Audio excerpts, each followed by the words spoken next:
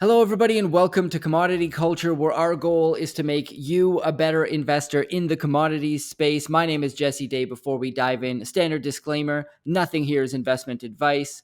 We bring you the information, you do your own research. And today's guest is a renowned economist, historian, and the editor and publisher of the Gloom, Boom, and Doom report. Someone I always love talking to. It's Marc Faber. Welcome back to the show. Well, thank you very much for having me, and good day to all the viewers and listeners. Yes, good day indeed. I want to start with something from your recent August market commentary, where you wrote the recent improved performance of the Russell 2000 versus the S&P 500, and especially versus the Nasdaq, and the diverging performance between Nestle and Unilever would suggest to me that stock picking is becoming more important. Should stock picking and active fund management not make a comeback, I would at least think that a meaningful shift in the market's leadership away from the Mag 7 into value stocks is taking place right now. Could you give some more detail on the signs you're seeing that indicate a shift from mega cap tech to value is taking place? And as a side question, is the traditional 60-40 portfolio dead at this point? The first question, as you know, when we deal with forecasts and projections about the future, there's a lot of uncertainty. So we never really know until it's happened. But you can take, as an investor, precautions to avoid complete disaster. And I think if we look at markets nowadays, I thought the US stock market capitalization was about 50% of the world's stock market capitalization. But then I saw statistics that indicate that the US is 70%. Now, assuming it's anywhere between 50 and 70%, the fact remains the US has a population of, say, 330 million people, which is less than 5% of the world's population. And the rest is essentially huge. We're dealing with almost 8 billion people in this world.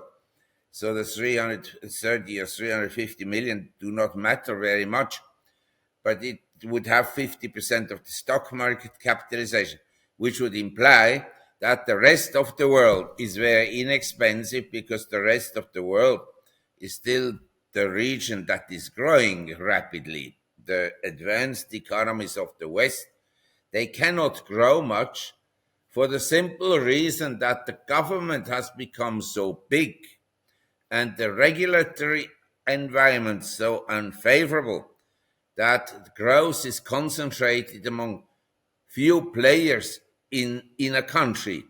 So in other words, say Home Depot grows at the expense of the mom and pop shops until it becomes big enough that it can't outgrow the industry anymore, and then the growth slows down. And so my view would be that the US, and especially what you just said, the FANG and the Magnificent Seven stocks and the semiconductors, compared to everything else, are hugely valued. And in the past, say I started to work in 1970, so I remember the first software stocks in the late 60s, the aerospace stocks in the late 60s, then the quality growth stocks in the early 70s, the energy stocks in 1978 to 1980, and so on. In a financial bubble, the leading object of speculation, whether it's energy or gold or financial stocks, the estimates always overestimate the future results. In other words, in 99, 2000, people said Cisco would become whatever. And what happened? Cisco didn't perform. Actually, still lower than it was in the year 2000. So you can see, analysts are very good at essentially making projections that are not met. The last example, which is very good and actually instructive, is, you may remember, in 2020-21, there was a fund that performed or outperformed just about everything else, and that was the ARC Innovation Fund run by Cathie Wood. And then the fund, the share prices started to go down in early 2021, way before the bull market top occurred. And she kept on making claims that the fund would grow by, say, 15, 20% per annum. And she made these claims repeatedly.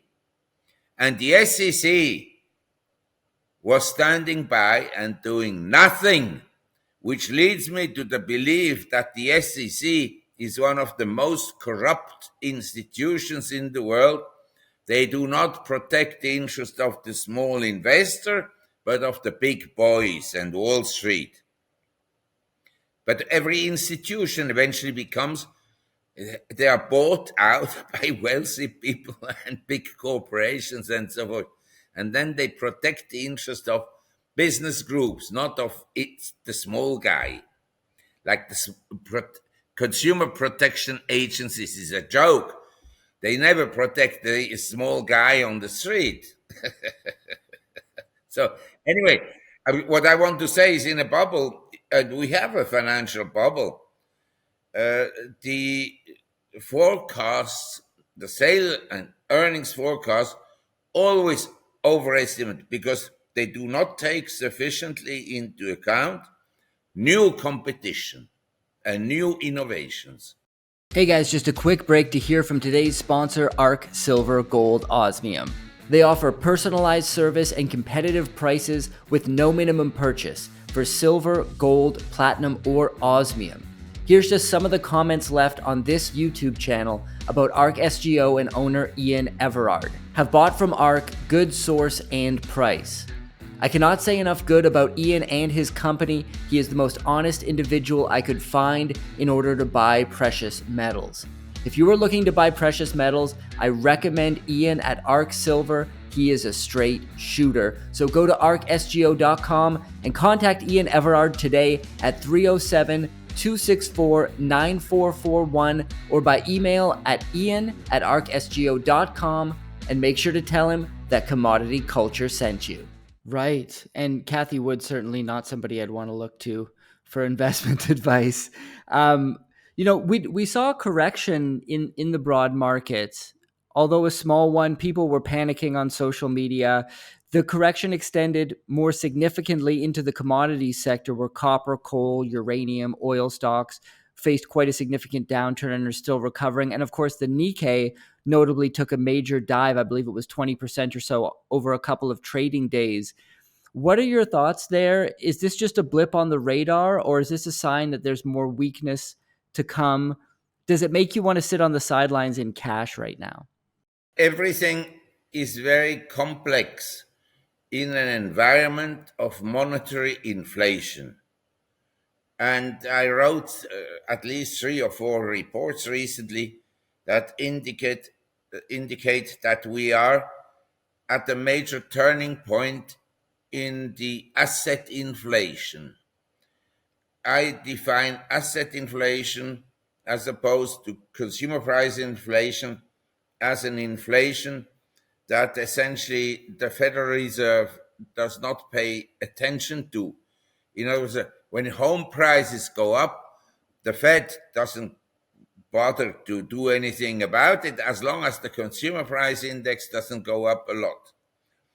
And they don't care if the stock market goes up, but they care when it goes down. That is another story. So we had in the last, say, 30, 40 years, pronounced asset inflation. The result is that young people in the Western world, not just in America, in Germany, Switzerland, and so forth, they don't have enough money and they don't earn enough to buy homes. In other words, in economic terms, the affordability of buying homes at the present time, measured statistically compared to the income of people, is at the lowest level in history in the US. Lowest. Now the Fed, they know that, but they can't really deflate the housing market because because if everybody is used to asset inflation, if say the stock market drops 50%, the home market drops 50%, it causes huge economic damage. So they're kind of in a very difficult situation, which they self-inflicted. I have to say this: they made a mistake. Uh, they boosted asset prices, and now they can't tighten monetary conditions sufficiently to bring down these asset prices without causing a significant damage. Now, recently we had this consumer price inflation, so the central banks increased interest rates. But believe me, if money was tight, and I have to stress here, the absolute level of interest rates does not tell you whether monetary policies are tight or not. You could have, like in Turkey, interest rates at 100%. They have now dropped to 60% or so. But you could have very high interest rates and still lose monetary policies. That happens in inflationary countries. And you could have tight monetary policy, like in Japan, if interest rates went to 3%. Yeah, very interesting. What are your thoughts on the state of inflation in general? Obviously, you mentioned Turkey. That's kind of a standout example where some would argue that hyperinflation has occurred there. Do you think we could see such severe inflation in Western countries as well? Because as it stands, people are already seeing the cost of living increase by so much. Wages aren't keeping up. How does this all end? Where's inflation headed in the West, in your view?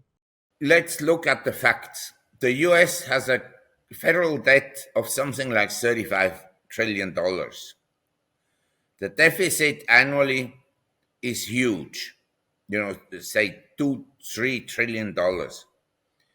And so the government debt keeps on going up. The interest rates on the government debt have gone up, and the interest payments have gone up dramatically.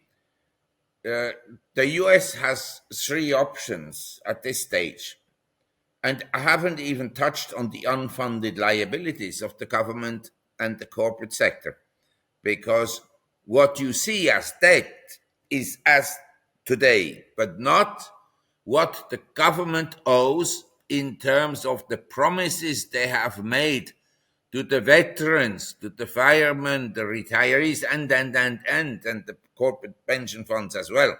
So if we added all these unfunded liabilities, the debt would be huge. Anyway, the US can do three things, and other countries, Western democracies as well. They can cut spending of the government expenditures. That they can. But no politician will be elected if he goes and says, look, we must tighten our belts and we have to reduce spending. We cannot pay you your pensions. Go and try that with the military veterans, the policemen, and the firemen. You have a revolution in America. So that option is possible, but is impossible to implement in a democracy. Now, the second option is to go to the people and say, okay, we have all these deficits, we have to cover them, we have to increase taxation. I'd like to see the politician who gets elected, who goes to the constituents and tells them, sorry, boys, we have to increase taxation. Nobody will be elected. The third option, and that is the one that all governments throughout history have embarked upon, and that is inflation. Inflation caused by excessive government spending, and the excessive government spending is then reflected in a fiscal deficit, which necessitates the central bank to finance partially or entirely. So it's a combination of fiscal deficits and expansionary monetary policies. And that leads to inflation. And in my view, we have now a window of opportunity for maybe 6, 9 months where bonds can rally because, and this we have to touch upon in the context of commodities as well. At the present time, we are already in recession, in my view. Other people will disagree with that. In my view, looking at the reality, not statistics that are published by the government in nominal terms, but in real terms, demand is not there. So this is reflected in a low lumber price, a relatively low copper price, and so forth and so on. The demand is simply not there. But and so we could have a bond market rally for 3 or 6 months. But as soon as the inflation looks a little bit better statistically, the central banks will cut rates. That I have no doubt about it. No doubt. But you have to study what happened in the 70s. Because in the 70s, the inflation already in 1969, 1970 was higher than it is now. But interest rates were much higher. And then they fell into 72, and then they rose again into 74, then they fell again, and so on. But basically, inflation accelerated throughout the 70s because interest rates in real terms were mostly negative. That is the crucial point. And the government will say, well, our bond yields are, say, 5%, and the inflation is now 3%, so the real yields are 2%. But what if the government inflation figures are wrong? I know private economists, they say the inflation is still running around 7% per annum. And these are not newcomers. These are people that have been publishing inflation figures for the last 30, 40 years. And they analyzed the statistics much more carefully than government officials. And is one of the reasons that governments choose the inflation option is because it's much easier to sell to the population? You mentioned when it comes to denying people their pensions, et cetera, could lead to civil unrest, but governments can always blame inflation on some outside source. It's, the war in Ukraine, it's this, it's that. Is that one of the reasons? The Serbians who almost beat the Americans in basketballs, they are Exactly. responsible for the inflation. And evil Putin, and evil Modi in India, and most evil monster in China, Mr. Xi Jinping. Yes, or climate change, of course, Yes, could also be climate change responsible or for whatever, inflation. whatever. But they will never, government officials will never admit that they made a mistake. I've never seen that. They will sometimes they apologize about some stupid remarks they make, but they apologize all the time and do not mean it. And never are they taken into kind of or made responsible for something and penalized. But the inflation, the ordinary people, they can believe that, yeah, prices of bread going up and the prices of beef going up, it's because of Putin or some, they don't really blame the central bank. People don't understand central banking and the power that central banks have. I want to touch on gold here for a moment because it's one of the few assets that held its ground in the recent broad market and commodities correction. Obviously, there seems to be so many tailwinds for gold that we hear about all the time: central bank buying, the inflation we just discussed, out of control debt levels you also discussed. Is gold the ultimate safe haven asset right now? And how do you expect it to perform moving forward? I think that I'm one of the few people that has been recommending gold for the last 40 years in practically every newsletter. But I'm not saying this because I'm kind of wanting to take credit for something that has worked out. Gold hasn't been the best investment, but it's a very obvious investment in an environment of money printing. Uh, it's not, under normal circumstances, it's a very safe investment. But in a world that is controlled by evil people in government that locked people up, even in Western democracies, you never know, they could take the gold away. But in general, I think if someone has savings, then to hold some of it in gold instead of cash is a desirable measure to take.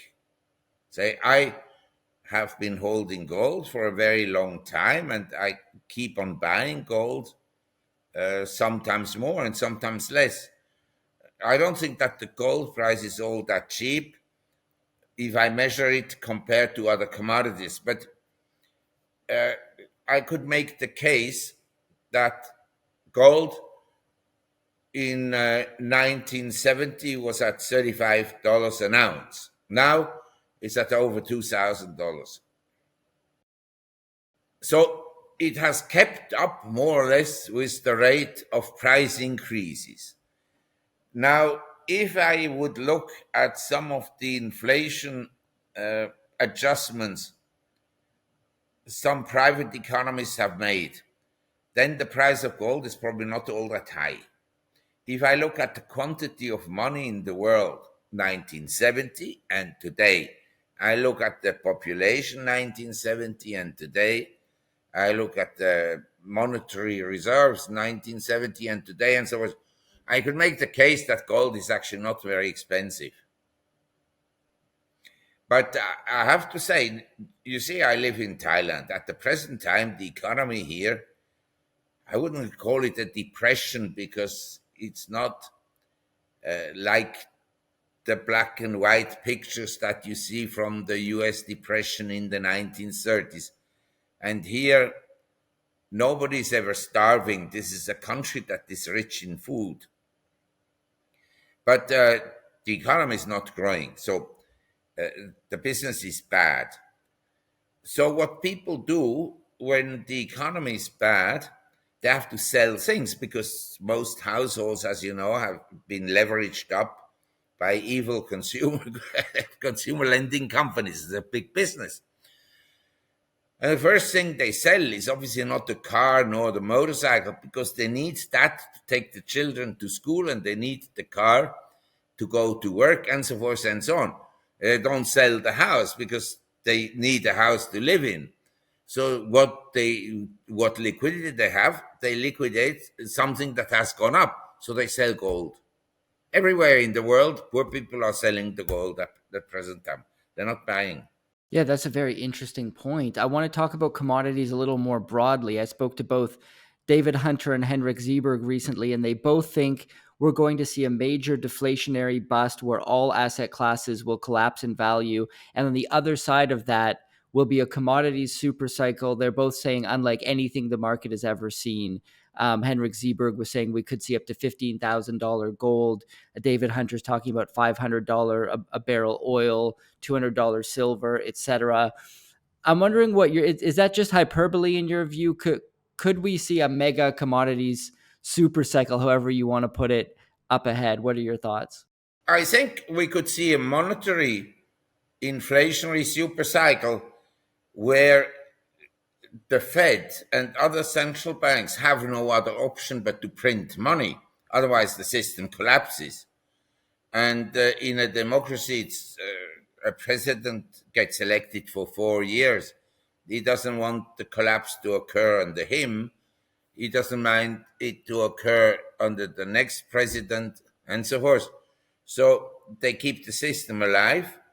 And we could have monetary inflation that actually lifts assets that cannot be multiplied much to very high levels. That would include, say, collectibles, that would include paintings, that would include real estate. But real estate, as you know, commercial real estate is down 50-70% in American cities.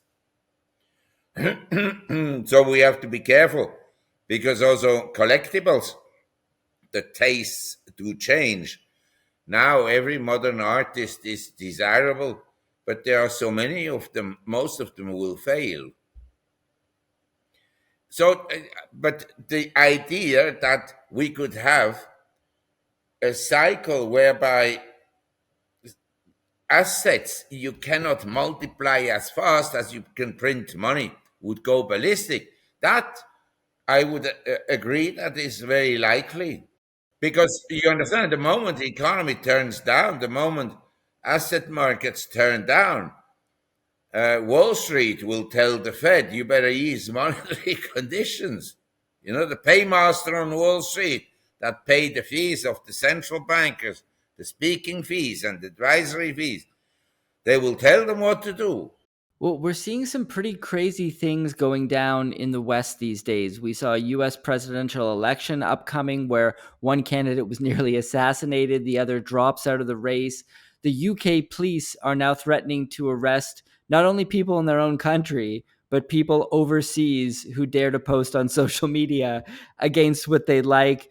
We're seeing male boxers being applauded as strong figures for beating down women in the Paris Olympics, along with basically the what some are calling it satanic opening ceremony. I mean, it's a long list. I could go on and on. Are we witnessing the fall of the Western Empire here? What is happening? Well, this is a very good point to discuss. Uh, the Roman Empire must have peaked out, say around 200 AD, under Trajan. And afterwards, it took for a long time until it collapsed. In the Western world, around the year 500, Western Rome disintegrated and was no longer relevant. But it's interesting that Rome stayed as a relevant city in the world because of the church. And the Eastern Empire actually lasted another 1,000 years until 1453, when the Ottomans took it over. So I think it will go faster with the Western Empire because the conditions have deteriorated considerably in just 40 years. You take after the Second World War, the West, including America, was still the leading power in the world. I wouldn't call them nowadays the leading power. Britain would not be able to go to China and force the Chinese into handing Britain over the Hong Kong Island in perpetuity and have to pay an indemnity of several million uh, silver coins.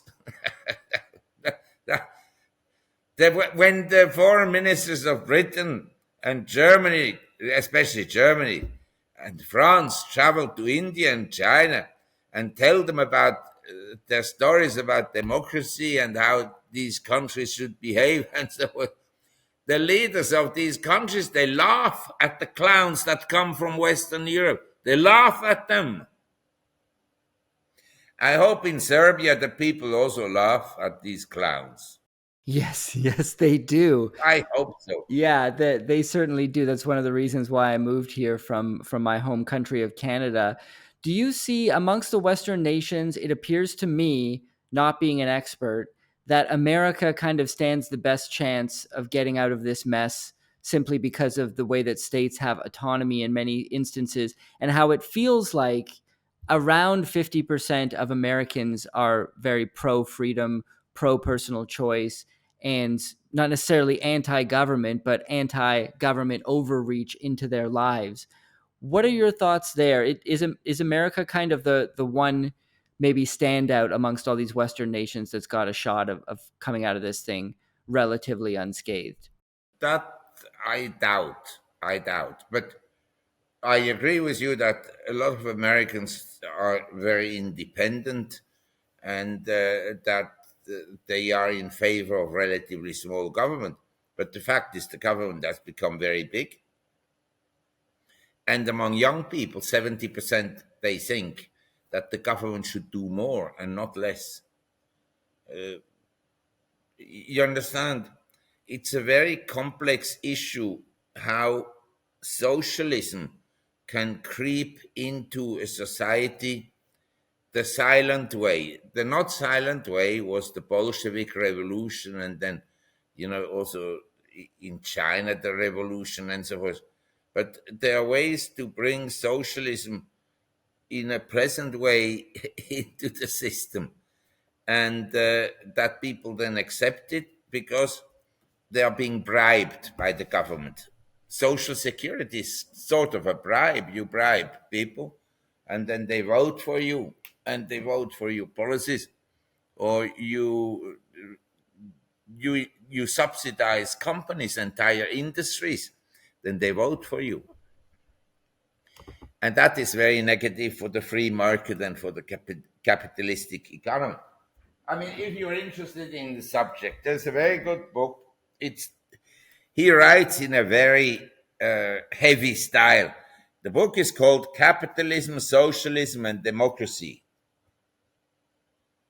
This is by Schumpeter, and he has a speech in there which I would buy the book just for that speech. He gave the speech in 1949, just before he died. He died 6 months later. And in the speech, and this is the subject of the book actually, but the speech summarizes it. He explains why a successful capitalistic economy will become socialist over time. He explains the reasons for that. And I would read that because you will understand better why the Western world is now moving so much to the left. I go back to Switzerland. I don't recognize my country anymore. And if I say my country, people will say, well, how do you know it's your country? I know it because my family is my mother's family is from a mountain village, and in the smallest part of Switzerland that originally formed the Swiss Confederation. So we have been there for a long time. So I can say we're our country, but someone could say no, it belonged to the Romans for a while. Yeah, exactly. Yeah, who knows? And before that, to the Neanderthals. Technically, yes. I want to talk about the new green economy for a moment here. The over the top ESG talk coming out of the political elite seems to be slowing down a bit, at least from what I can see at the moment. It feels like people, your average person out there now, just wants to be able to afford groceries and couldn't be bothered about the energy transition at the moment. Have we passed through those ideas? Is this something that these politicians are going to start pushing more again? We've already seen the disastrous outcome of a lot of these policies in places like Germany, where they had to turn their coal power back on, and they're burning more coal than ever. What are your thoughts on where we're at in the whole new green economy zeitgeist? I don't think that the socialists and communists that desire these policies, they use them, they abuse them to gain power for themselves and the parties and the programs and so forth. I don't think they'll give up. I think they'll continue. But will the entrepreneurs rebel? Maybe. But I want to give you an example. I know some people in the AfD in Germany. These are people that are in high positions. And I told them, you must get a lot of contribution from wealthy people. They say no. And the reason is that wealthy people are afraid that the socialists will do harm to them.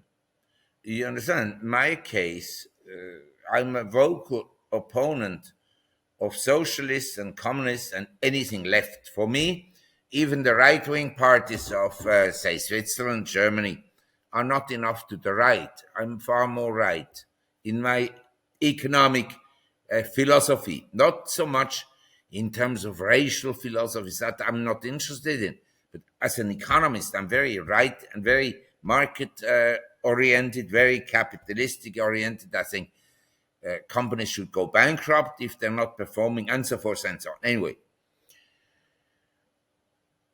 the wealthy people, they are afraid to support the right-wing causes because suddenly the socialists, who are the bureaucracy, they give you a hard time. Or the professors at university, they can give you a hard time. I have evidence, clear-cut evidence of cases. In my case, I lived now for more than 50 years outside Switzerland. More than 50 years. I'm 78 years old. I'm not in the best, let's say, earnings season of one's life. The peak earning season in people's life is usually between 40 and 55, something like that. So at 78, it's not the best. But the tax office of Zurich has now come to me regarding tax issues. I'm not liable for taxes in Switzerland, but I'm liable for taxes on a property I have in Switzerland. But I've always paid tax. You can't avoid doing that. The question is, did I pay exactly what I had to pay, or did I pay a little bit less, a few $100s less a year, or a few hundred more? The investigation will cost the government much more than they will ever collect from me in addition. This is socialism. Behind every socialist, there is a dictator, an authoritarian character. Socialism is not about the free market. It is against the free market. It is private property is one of the pillars of the free market. And it's a pillar of people going to work. When they have a property, they look after it. They look after the street in front of the property and so forth and so on. But the socialists and the communists, they want to take it away, and then it's owned by the government and let out to the people to use. And why? Because in that process, government ownership and leasing it out to individuals, there's a huge margin for corruption. That is what they love. The socialists are out to make money for themselves. Read Animal Farm by George Orwell. This is the pigs are the socialist leadership. Yes, very well said. I want to end on getting back to investing for just a moment. Obviously we don't give investment advice here on this show, but I'm just wondering, in your mind, if you were putting a portfolio together today and you were looking for certain assets to appreciate in value up ahead, seeking alpha, so to speak, and then other assets that were more to preserve wealth, to shelter from the economic uncertainty that we're experiencing today, where would you look in today's market? I have a diversified portfolio. I own shares. I mean, everybody has a different investment philosophy. Uh, I would have friends, they would say, Mark, you're crazy. We invest totally differently than you. We have Bitcoins and we have Solanas and so forth. And we have growth stocks and we have Nvidia and so forth and so on. I have always been oriented towards a large portion of my funds in fixed interest securities, because the fixed interest market, the bond market, you can make a lot of money as a macro analyst analyzing interest rate cycles. And you can structure your bond portfolio with bonds maturing in 6 months, bonds maturing in 1 year, bonds maturing in 3 years, and bonds maturing in 30 years. So, you have a lot of flexibility. Then there's the quality issue in bonds. You can buy low quality or high quality bonds. And so, actually, there are no high quality bonds left. That the government has seen to it. But So I own some fixed interest securities at all times. And you said maybe an option is to say we keep our money on deposit. Yes, I think if you can put your money on deposit now in dollars at 5%, it may not make money, but it may be the best option because other things could go down. You understand? Your friends who just talked about this deflationary bust, they could be right. I'm not saying they will be right, but they could be right. If that happens for a while, gold and precious metals will also go down, but not as much as Nvidia, the fund stocks. So we have to sort of diversify. And, if we come to properties, some properties are inexpensive. You can almost get them free of charge. But I think that each person must decide these things for himself, because if you live in Serbia, you have a different economic environment than I, who live in Thailand. Number two, someone living in Argentina or Brazil or Colombia and so forth, he has a different environment. But in general, I would say people make a mistake by holding the assets all in one place. They should diversify. Say you're a rich man in Serbia. You shouldn't own everything in Serbia. You should own some assets, maybe in Asia, not necessarily in NATO countries. That is a bit touchy. Serbians would know. And so each person has a different situation. But in general, I think that the outlook to make money in assets is bad for the next few years. The question is, or the way to look at investment markets is to say, how I'm going to lose the least money under the assumption that everything goes down. How do I best navigate in a losing war? We're going to lose the war, but how do we lose the least people in this war? That's very well put. And Mark, this has been a fantastic conversation. Greatly appreciate it. For those who want to hear more from you, tell us about the Gloom, Boom, and Doom report, where people can find that. You're an optimist. Maybe people don't want to hear more from me.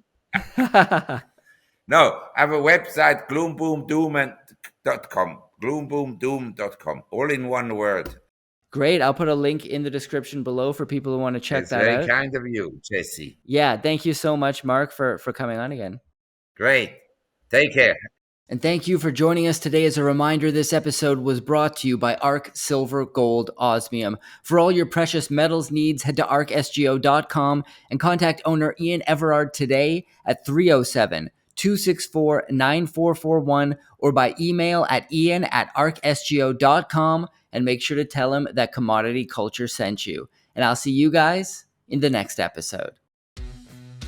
Commodity Culture is a series on commodities and natural resources. If you would like to see more, be sure to subscribe and hit the bell notification so you're always up to date with the latest episodes.